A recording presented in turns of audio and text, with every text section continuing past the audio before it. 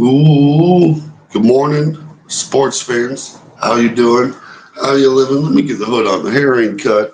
Got your boy feeling a little self-conscious. So let's let's get into it. Let's talk about it. We had an exciting Sunday of football. Can you believe that? It happened. This is the too early edition of the Bold Sports Show, where we just kind of briefly go over stuff, talk a few highlights, few headlines and whatnot, maybe even a few scores. This is like the pregame show to our nighttime show, if you will. Your boy just wakes up excited, got to talk a little football. Here we go, live with each other. How about that? How about that? Let's get it. It's some exciting football. We had some exciting football. Let's take a quick look at the scores, see what done happened. Let's see what done happened. Mm, mm. Seeing the early lines for next week, for this week's football, and it is, whew, I've seen some spreads that looked awfully big. There's some awfully big spreads. So for Thursday night football, we've seen the Broncos beat the Saints 33-10. Kind of saw that happening. Kind of saw that coming. Not really unexpected.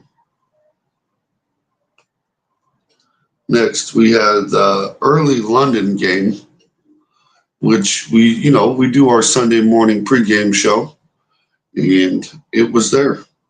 It was before that game. We got to talk about it. The Jags absolutely smoked the Patriots 32-16, with very few of the betting public on the side of the Patriots. I assumed that it might have been a little bit closer of a game, maybe even a little upset potential.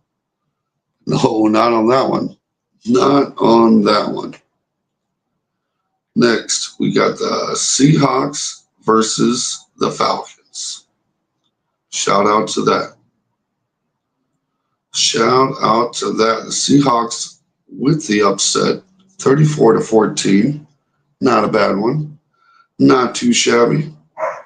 Next, we have the Eagles versus the Giants, 28-3. Crazy. Crazy. I told you these Eagles would dog walk these Giants. People wanted to hope and pray for the Giants, keep their fingers crossed. Neighbors coming back. Maybe they can get it done. Shout out to the Eagles. Shout out to the Eagles. One of the games of the week, the one everybody wanted to watch, a highly contested game, was exactly what we saw. The Lions versus the Vikings, over under of 50, and they put 60 on the board. Talk about a lot of points on that game, 31-29. I picked the Lions to win. The Lions did win.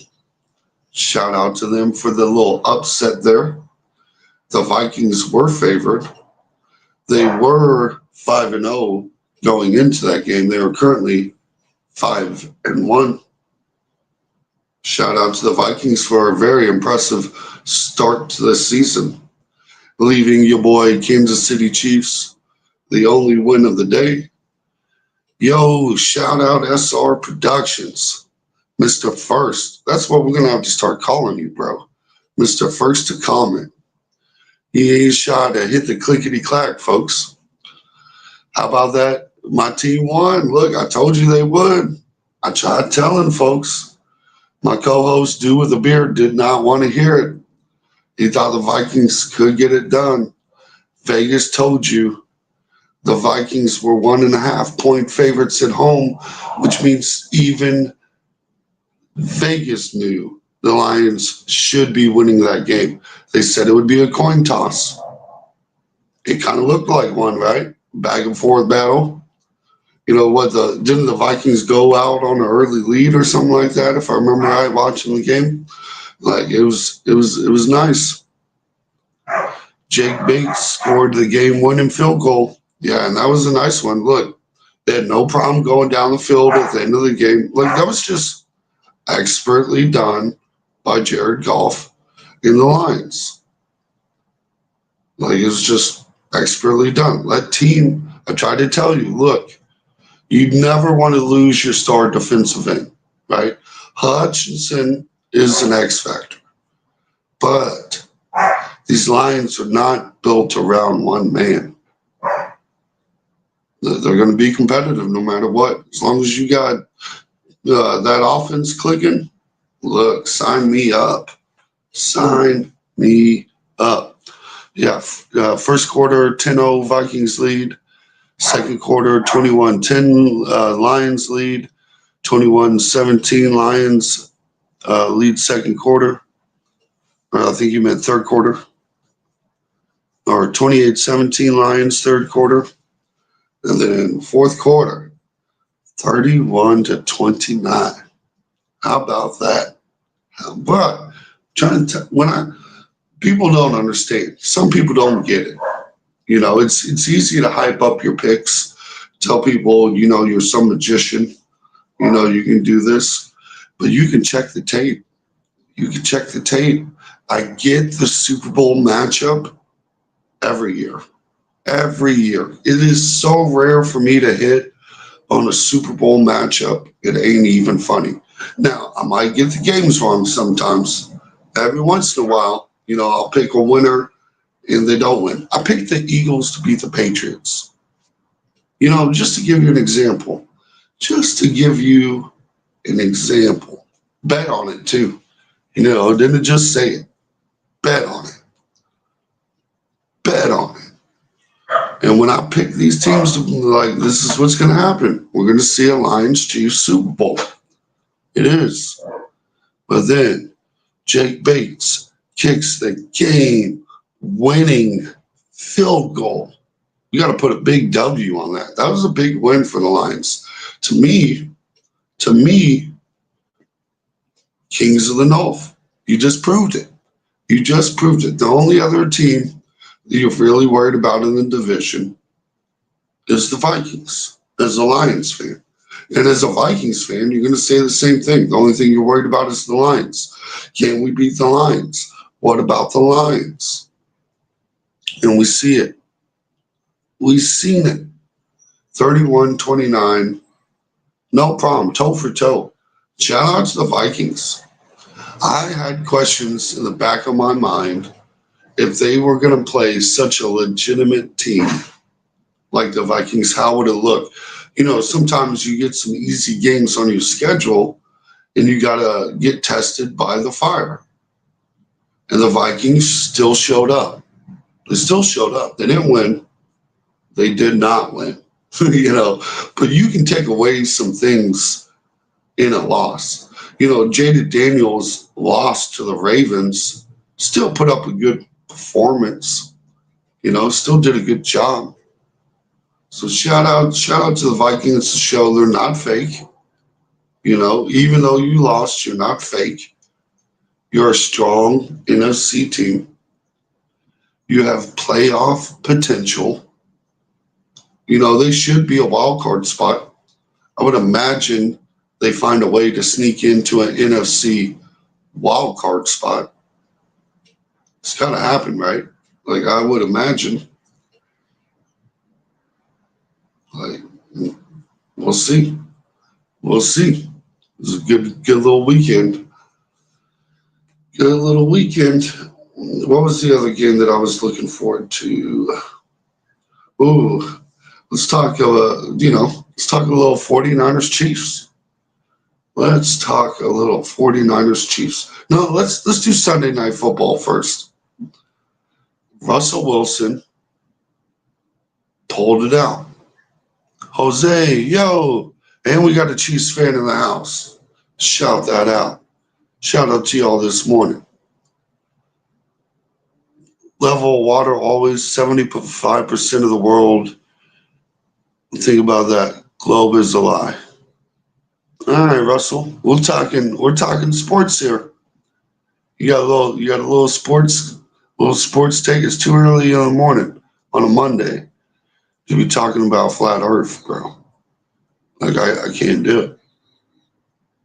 I don't have the patience. I haven't had coffee yet. I'm just drinking said water. Maybe I need a drink of water.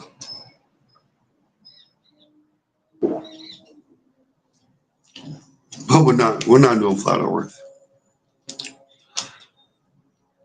Not going to have the Jets got destroyed. Yeah. I was look, the Jets are bums. The Jets are officially bums. I've lost all hope, all hope for that Aaron Rodgers experiments. Russell says it's rigged. Look, it might be. We don't know. We don't know, right? We don't know. We don't know for sure one way or the other, but I can tell you as a sports bettor, these dogs, which were, let me go over the dogs real quick. See what dogs said. Saints were big time dog or 3-point dogs to the Broncos. Lost. The Jaguars were favored, betted heavily too. They won. Patriots lost. Vegas wouldn't have liked that. What's the next one? Oh yeah, here we go. Eagles Giants 3-point spread. Lots of money on the Eagles. 28-3 Eagles. That didn't hit. And look, I point out all these. The reason I can tell you which ones were landslide betting public is because I point them out on the Sunday morning show. Let them know. We see Bengals Browns. That was another heavy betting public. I don't think a dog won this week. I don't think we have a single dog yet. Titans, huge dogs, no money. It was 100% of the betting public on the Buffalo Bills. If Vegas wanted to have a little rig Sunday, this was it. That was the parlay killer right there. Didn't happen though. Let's see the lock of the week. Rams versus Raiders. Look, and even the funnier part, 20-15 with a 7-point spread. I told you to take 2.5. I told you to take 2.5, and look what it did. It hit. Commanders versus Panthers. Nobody bet the Panthers. Commanders won 40-7. Most of the betting public was on the Chiefs versus the 49ers. The Chiefs won. Like it's just we didn't have a dog this whole weekend. No dog hit. It was a dog-free weekend. That don't happen very often. Even look, the Packers were the betting favorite over the Texans. They won 24-22. Like it's just I can't find it. The bread and circus for the people, brother. Yeah. Shout out to Sherry. Nice to see you. I'm confused how the Vikings went 5-0, even though they lost to the Lions. It was still a close game. Look, we do our preseason picks. We before the season starts, we break down every schedule. We go down every team's little rabbit hole and break down the schedule, and we make our preseason picks just to see how close preseason we can get to actual season picks. We like to see how close the number can be. Like before the game's even played, we know. And none of us really picked the Vikings to do this well. Not this well. We are kind of scared. That whole quarterback situation got crazy. And they're in a whole nother world because now they're in a situation where they should be paying Sam Darnold. They should be paying Sam Darnold. But what do you do with J.J. McCarthy? What do you do with rookie quarterback that you spent a real high draft pick on. What do you do in that situation? Do you sign Sam Darnold to a 3-year contract and just the problem is that rookie contract for JJ McCarthy is still decent money. How much do they got to pay JJ? With Sam Darnold, he's turned his career around. Yeah, it's amazing what leaving the Jets will do for a team. It's spectacular what leaving the New York Jets will do to a player's career. It's amazing to see. Once you leave a dumpster fire situation, how quickly something can get turned around. So I always get confused when you see guys like DeAndre Hopkins go to the Titans or just like some bad team. Is because like you're ruining your next bag. All of a sudden you don't put up big numbers. It's that simple. Sam Darnold did the opposite. He went from a completely dumpster fire team to a team that was in a situation where they just needed a quarterback. They just needed someone to step up. You can't tell me Aaron Rodgers is stepping up more than Sam Darnold right now. I won't listen to that conversation. I won't hear it. You know what I mean? Like Sam Darnold's out here balling because he left New York. It's crazy what happens when you leave the New York Jets or if you go to them. You know, it's a franchise that you think, you know, if it was bread and circus for the people and the NFL was definitely rigged, the New York Jets would be a successful football team. You would see the Kansas City Chiefs level of success for the New York Jets. You know, we hear it all the time. It's rigged. The NFL's rigged. They're rigging it for Pat Mahomes. They're rigging it for Pat Mahomes. But what they don't want to talk about is why they would rig it for a small market team with a guy that sounds like Kermit the Frog. Like it doesn't make sense. Is the Panthers or the Browns the worst team? Well, that's a good question.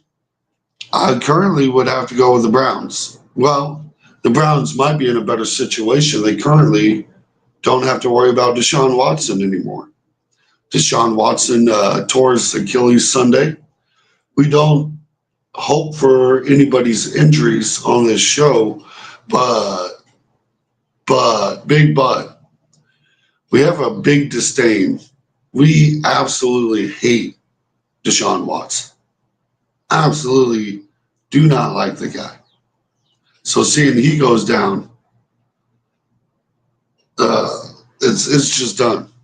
I wish we got Amari Cooper. Kind of. I'm kind of there. Okay. Do I think the Kansas City Chiefs need a wide receiver? No. They'll win. We'll win. I can point to 12 different formulas that we win. That being said, we're looking for a three-peat, right? We're looking for that third championship. You got to push a little all in my humble opinion. Look, I know the future's got a lot of Super Bowls in our future, at least in my opinion. I think we have future Super Bowls dang near no matter what, at least appearances. We're going back, you know, and it's hard for a team to say that so confidently, but with the gap in quarterback between Mahomes and everyone else in the league, I feel comfortable saying the Chiefs will continue to go back. But to do a historic thing like a three-peat, let's get a DeAndre Hopkins in. I've heard there's rumors about Kupp possibly. We could be seeing Cooper Kupp being traded. I'm not. Amari Cooper would have been an okay touch, but I'm not huge on Amari Cooper at this point of his career. The Chiefs are thinking a little bit about to get Darius Slayton. That could be nice. I've heard Christian Kirk. That could be nice. The Jags won, so that might put a question mark around it.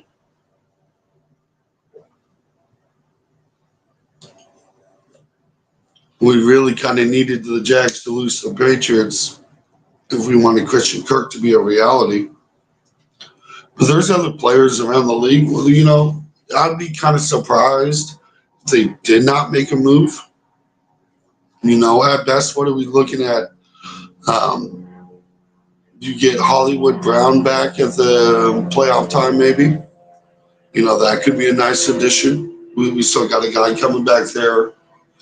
Rice is done for the season. Um, Maybe you get a little Juju healthy. We got a healthy Juju. That helps. But I don't really want to be hoping for Juju and Hollywood Brown. Like the hype around Hollywood Brown is still question marks. What did we, the show me state motto, what did we actually see out of Hollywood? Not a lot. Now, looking at the roster, you would imagine it's got to be better than some people like Sky Moore, who still cannot catch the ball. We need to talk about how Sky Moore still cannot catch the ball. He's almost getting to John Ross's level of catches. His percentage with John Ross is starting to be a 1-for-1 trade. You show me John Ross, I see Sky Moore. And now we're seeing the difference. It's crazy to think about. But that was a nice little Chiefs easy victory. That was our dog of the week, I guess. That was one of the most surprising underdogs to see. I couldn't believe Vegas had the 49ers favored. What are we at, 6-0 right now? It's crazy. Do sports players commit suicide more than the average population? I'm going to guess no. I don't think so. I don't have the numbers. So I'm just throwing darts. But I'm going to say no. Life's a little easier to get by when you got a couple dollars in your pocket. Some guys can't handle that. And other guys can.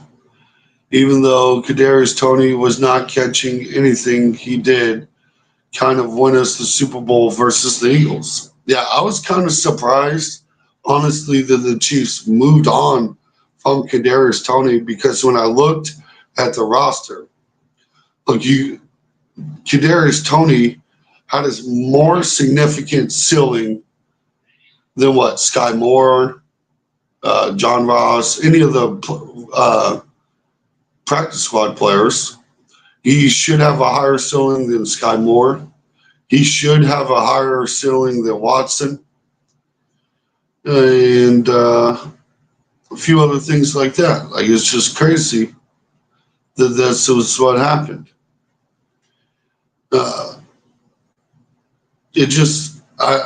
And right now, you can't tell me you wouldn't like him at least on the field. When we start looking at, who do you got?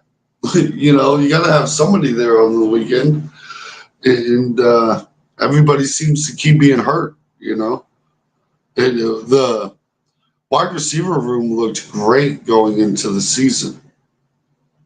Let's be honest. It looked fantastic. I was excited for this wide receiver room. You got Rashid Rice, who is a 1,000-yard wide receiver. He hasn't done it technically yet, but last year he pretty much did. The previous season, it's just what are you gonna do? You got Rice with 1,000 yards, pretty much. You got Hollywood Brown, who should be a great addition. Like, man, finally got a couple of legitimate guys. They even, brought Juju back in the mix, and then Juju has a big game. His best game in years, probably 3 years. And then we see him a little banged up. Like everybody's banged up. Xavier Worthy got banged up in the game. And let's be honest, you got to be worried about him a little bit. I'm not trying to take anything away from Xavier Worthy, but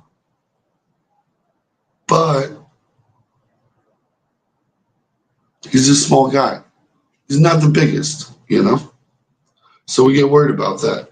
Just like we get worried about the dude throat punching Pat Mahomes in the middle of a football game. Don't make no sense. And we're going to talk about the NFL's rigged. The refs are just there for and and some stuff. You're talking to 6 people. That's cool. And now and you're one of them now, Danny. Well, how does that make you feel? It's 12 now. We done doubled up. Thanks to you. Look, it's a grind, buddy. And this isn't our normal streaming hours. Thank you very much. We normally stream at night. But I appreciate you noticing.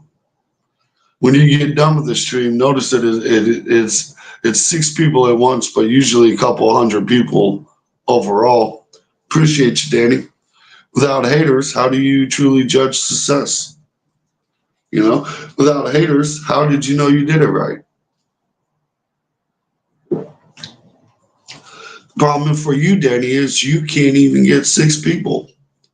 You can't even get 6 people to say hello to you, buddy. But you got one, and that's me. I hope your day gets better. I got too much positivity in my life to worry about if I only got 6, if it's 12 or 20. We do this for the love of the game and not for any other crazy reasons. Too funny. Here goes another funny joke, since you like the funnies.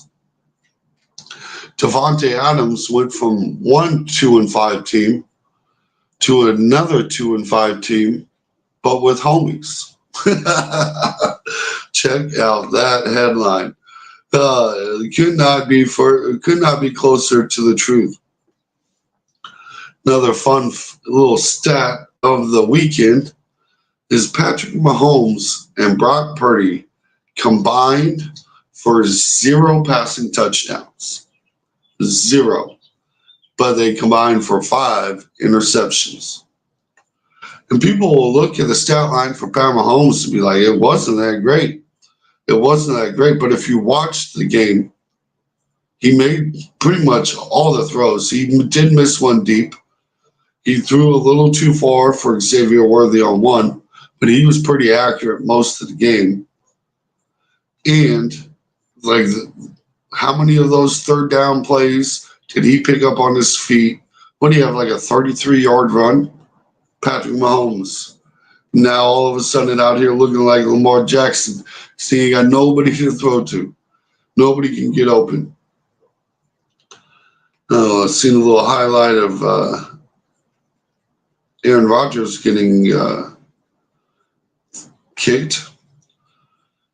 Trent Williams was also ejected for throwing a punch. We do need to talk about this. We do need to talk about this for a minute. Trent Williams was ejected for throwing a punch in the Sunday afternoon game versus the Kansas City Chiefs. And it really wasn't fair. It was not fair. The Kansas City Chiefs have a player named Cook who was the receiving end of the Trent Williams hit. To start the play, he decided to punch. Or not start the play, but at the end of the play, he decided to punch Trent Williams while he was down on the ground. Now, Cook is a cornerback, and Trent Williams is a left tackle. So the size difference is pretty gigantic. Cooks is probably 6'1". I'm going to guess 215. I don't even know his exact height or weight. And Trent Williams is like 6'7", three and a quarter. You know what I mean? And an athletic 3 1/4. A very, very fit 3 1/4. We're talking top left tackle in the NFL type of abilities. So throwing punches at Trent Williams makes absolutely no sense. All you're really trying to do is stir up the hornet's nest. That's what you're doing. And Brandon Cook was not penalized. Brandon Cook was not kicked out of the game like Trent Williams was. Personally, I think Trent Williams should have been penalized, right? We can do the first guy doesn't get in trouble, but the second guy does act all we want. We can do that. We can pull that off. But I don't think it's right to eject him for that when, he's just responding to the same incident. If you're going to kick one guy out, kick them both out. Get rid of them both. There's no reason you don't kick out both. The booth review needs to be able to do it both ways. If you're in New York reviewing this and you see Trent Williams throw that punch and you say he needs to leave, you need to do the same for Brandon Cooks. It's simple. People are going to complain. They're going to ignore that throw punch that was not called. And they're going to keep complaining about the refs because you're doing it one-sided. That is a one-sided move. I don't know if I'm saying his name right, but I know we had another receiver called Justin Ross, if I'm not mistaken. Where has he been? And I know he was from Clemson. You did say his name right. The only difference in the spelling of his name is instead of the I at the end, it's spelled with a Y. So it's kind of funky. It is spelled real funky, like a Justin. So Justyn. And he is currently on the Kansas City Chiefs practice squad. And I hate to be the bearer of bad news because a lot of Chiefs fans are very high on Justin Ross. Very, very high. My co-host, Dude with a Beard, was also high on Justin Ross. And he's just not that guy. He gets zero separation from a cornerback.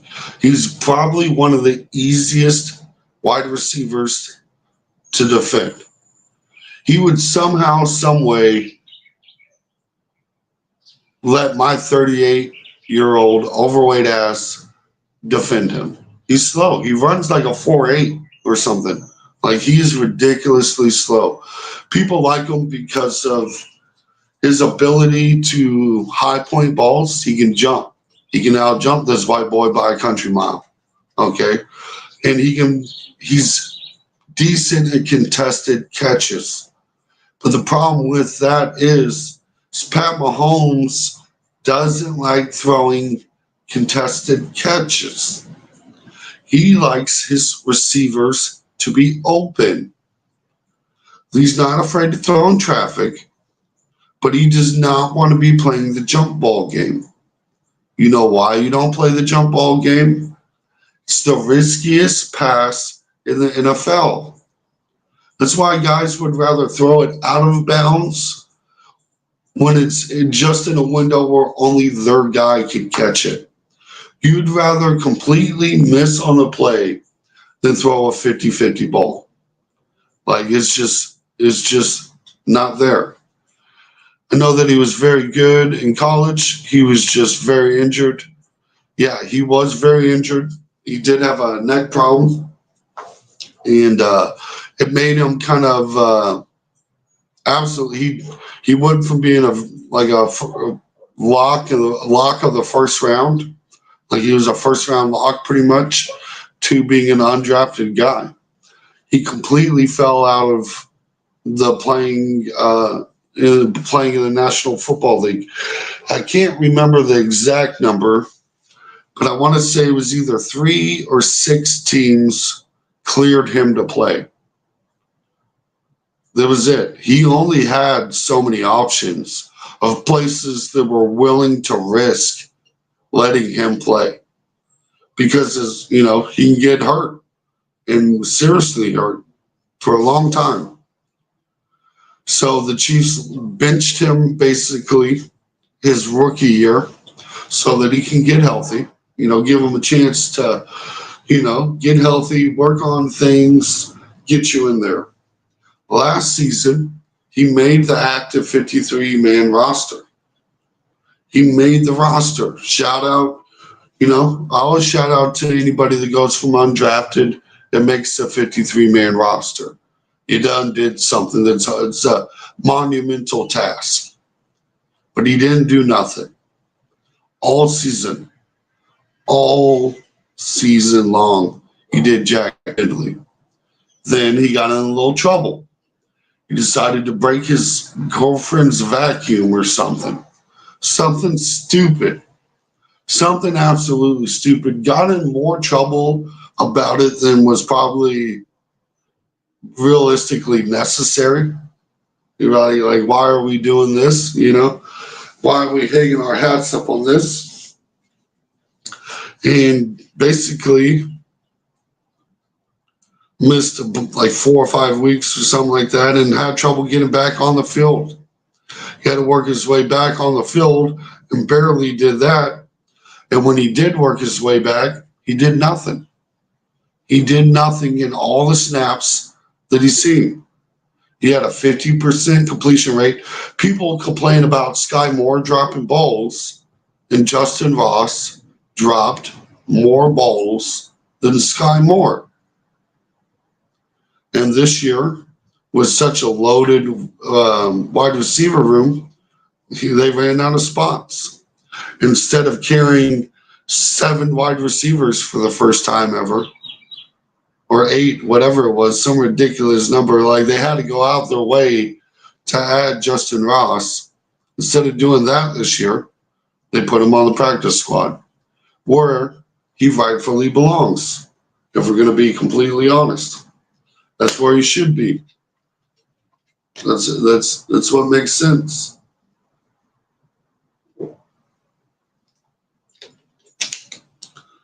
But, I understand. A lot of Chiefs fans got a lot of hopes. I'm not going to lie, Harry Ruggs ruined his career. Yeah, man. One of the biggest bag fumbles in all of NFL history. And it's sad to think that Rashid Rice damn near tried to do the same thing. Like these players don't learn sometimes. It's hard. Look, and that's life. I gotta go talk to my nephew this weekend. He's 21-year-old doing crazy things, getting in trouble.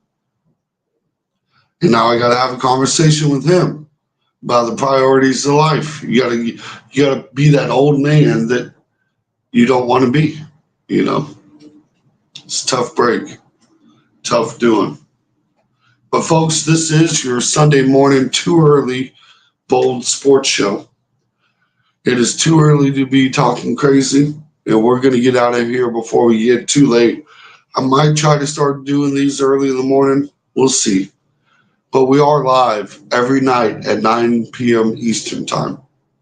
And that's when our regular scheduled programming is. Tonight we will be going game by game of what happened, why people lost, what bets we got right, and the surprise of how few dogs won this week. We'll see. I appreciate y'all tuning in, and don't forget, go Chiefs. And I hope your team wins next weekend as long as you ain't playing the Chiefs.